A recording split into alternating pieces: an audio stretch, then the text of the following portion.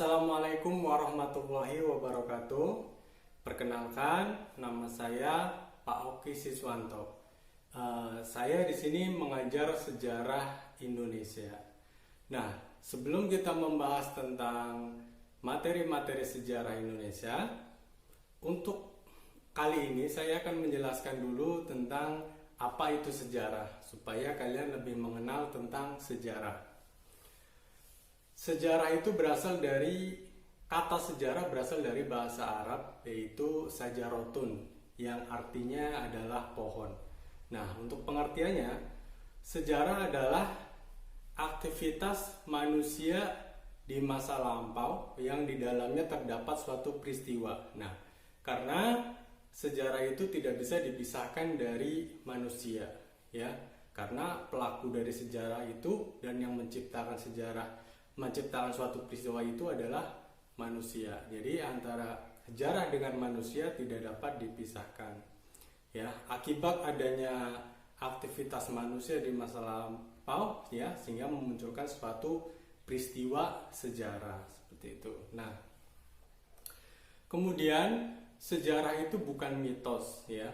Kalau mitos itu menceritakan tentang masa lalu, ya, yang tidak jelas kapan waktunya, di mana, ya, dan siapa, ya, itu kan kadang tidak jelas, ya, dan belum tentu dapat dibuktikan kebenarannya. Tapi kalau sejarah itu harus jelas kapan terjadinya, ya, siapa penggunaan sejarah.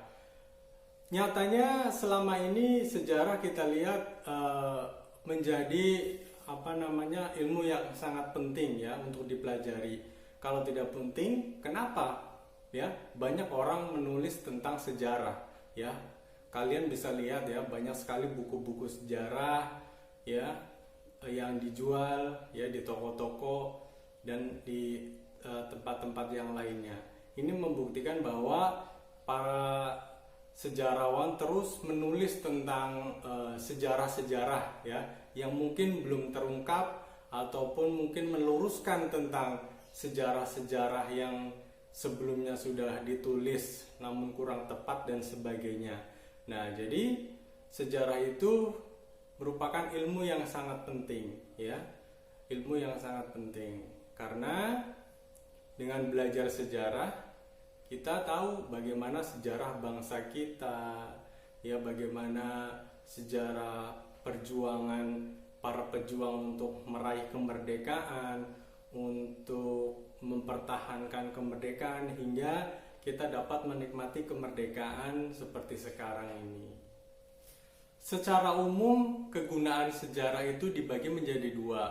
Yang pertama secara intrinsik, ya. Yang dimaksud kegunaan sejarah secara intrinsik di sini adalah di mana ilmu sejarah itu membuat kita mengetahui peristiwa-peristiwa ataupun yang terjadi di masa lalu. Ya, jadi untuk mengetahui suatu aktivitas di masa lalu, ya, ilmu sejarah di sini diperlukan, ya, untuk mengetahui suatu kejadian atau peristiwa yang terjadi di masa lampau, ya. Kemudian kegunaan yang kedua adalah kegunaan ekstrinsik.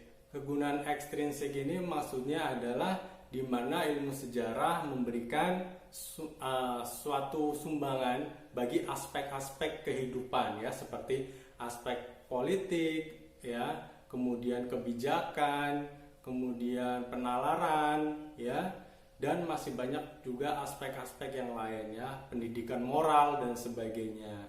Lagi saya sampaikan, orang tidak mungkin belajar sejarah kalau sejarah itu tidak ada gunanya. Ya, nyatanya sampai sekarang banyak orang menulis tentang sejarah. Itu berarti menunjukkan bahwa sejarah itu sangat diperlukan. Ya, apalagi Bung Karno mengatakan bahwa jas merah, jangan sekali-sekali meninggalkan sejarah. Nah, ada ungkapan seperti ini, ya. Sejarah memang dipelajari ke belakang, ya, tetapi dipahami ke depan, ya. Jadi tetap semangat untuk belajar sejarah. Demikian, wassalamualaikum warahmatullahi wabarakatuh.